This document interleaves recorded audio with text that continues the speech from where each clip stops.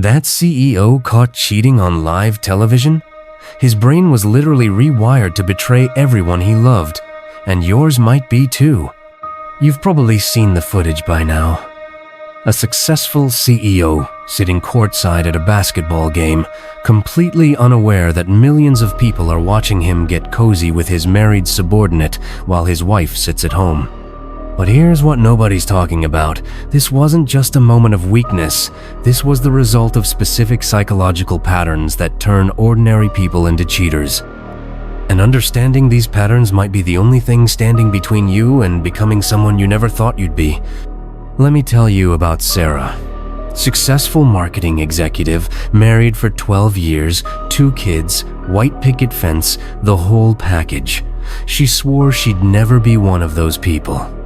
Then one day, she found herself in a hotel room with a coworker, wondering how the hell she got there. The scariest part? She still loved her husband. So what happened? The answer lies in something psychologists call the cheating cascade.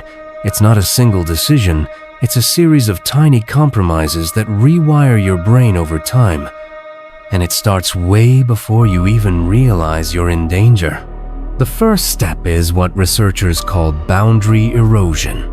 This is where seemingly innocent interactions slowly push against the limits of what's appropriate. Maybe it's staying late to work on a project together. Maybe it's grabbing drinks after a conference. Each time, you tell yourself it's just business, but your brain is keeping score. Dr. Shirley Glass, who spent decades studying infidelity, discovered that 82% of affairs begin with friendships. Not passionate encounters, not love at first sight. Friendships. Because friendship creates something deadly, emotional intimacy without the conscious acknowledgement of danger. Here's where it gets really dark. Once that emotional connection forms, your brain starts playing tricks on you. It begins something called cognitive dissonance reduction. Basically, your mind can't handle the contradiction between I'm a good person and I'm developing feelings for someone who isn't my partner. So it starts rewriting the story. Suddenly, your partner becomes more annoying. Their habits that you used to find cute, now they're unbearable. Meanwhile, this new person seems to understand you in ways your partner never could. But here's the kicker. This isn't actually happening. Your brain is literally editing reality to justify what's coming next. The psychology gets even more twisted when we look at what researchers call the what the hell effect. Once someone crosses that first major boundary, maybe it's an inappropriate text, maybe it's a kiss, their brain essentially says, well, I've already messed up, might as well go all the way. It's like eating one cookie when you're on a diet, then demolishing the entire package because you've already ruined your diet. But why are some people more susceptible than others? The answer might surprise you. It's not about morality or love for your partner. It's about brain chemistry. People with certain personality traits are essentially walking around with loaded psychological weapons. Narcissists, for example, literally process empathy differently. When they see their partner in pain, the same brain regions that light up in normal people stay dark. They genuinely struggle to fully grasp the impact of their actions. Then there's the sensation seekers. These are people whose brains crave novelty and excitement. The problem? Long-term relationships, no matter how good, naturally settle into patterns. For someone whose brain is constantly hungry for new experiences, the familiar can feel like death. And here's something that'll make you uncomfortable. Successful people, especially those in power, are statistically more likely to cheat. That CEO at the basketball game? He's part of a pattern. Power literally changes your brain. It reduces activity in the prefrontal cortex and the area responsible for empathy and self-control. It's like being mildly drunk on authority. Studies show that people in positions of power are 3 times more likely to engage in risky sexual behavior. They start believing their own hype. The rules that apply to everyone else? Those are for lesser mortals. They've earned the right to take what they want. But power isn't just about position. Financial success creates its own psychological pressures. When you can afford to compartmentalize your life, separate phones, secret credit cards, expensive hotels, the practical barriers that keep most people faithful simply disappear. Now, let's talk about the most dangerous type of cheater, the compartmentalizer. These are people who can literally split their consciousness. They're not sociopaths. They genuinely love their families, but they've developed this terrifying ability to create separate mental boxes for different parts of their lives. During the affair, their family doesn't exist. When they're with their family, the affair doesn't exist. It's like psychological shape-shifting, and it allows them to maintain their self-image as a good person while doing terrible things. The scary part? Anyone can learn this skill. It's not innate, it's developed through practice. Social media has made everything worse. Platforms like Instagram and LinkedIn create what psychologists call weak tie reconnection.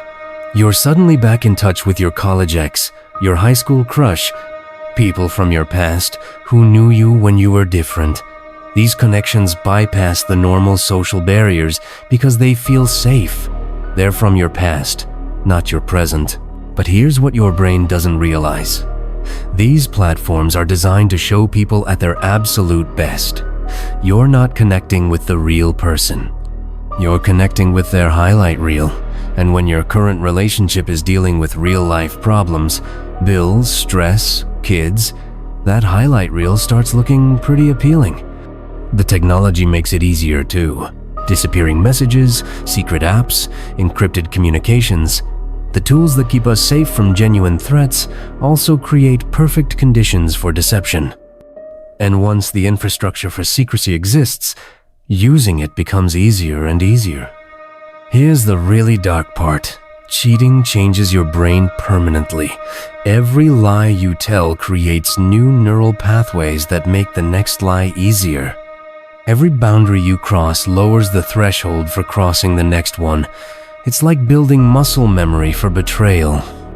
Neuroscientist Dr. Dan Ariely conducted experiments showing that people who cheat once are significantly more likely to cheat again, even in completely unrelated situations. Dishonesty becomes a learned skill, and like any skill, it improves with practice.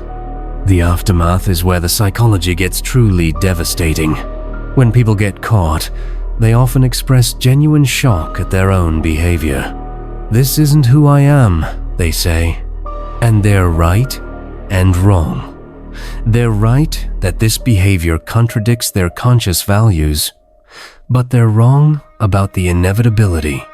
The person who cheated was always there, waiting for the right circumstances to emerge. The betrayed partner faces their own psychological nightmare.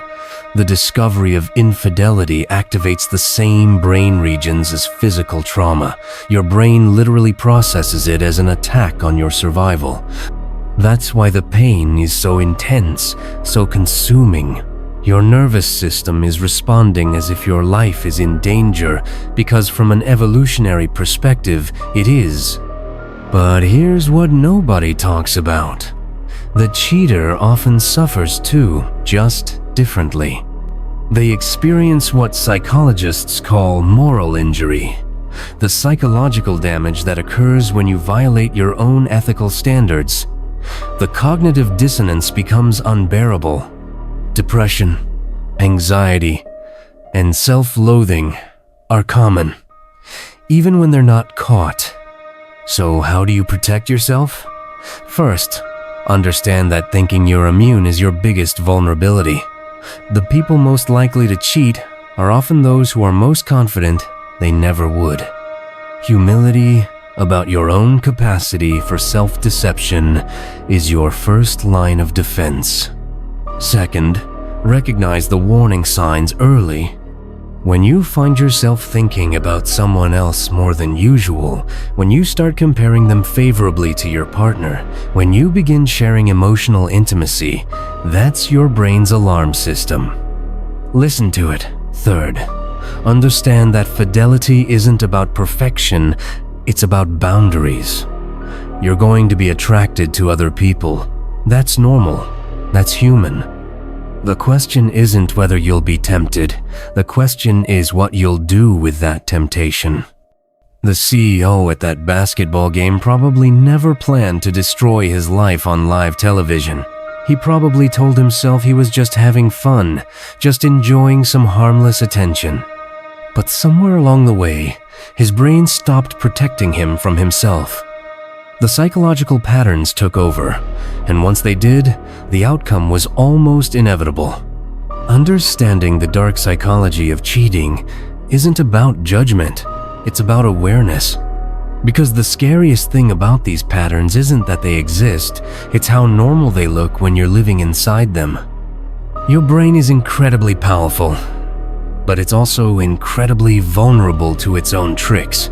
Recognizing that vulnerability might be the most important relationship skill you never knew you needed. Click that next video to learn how to take control of any room without saying a word.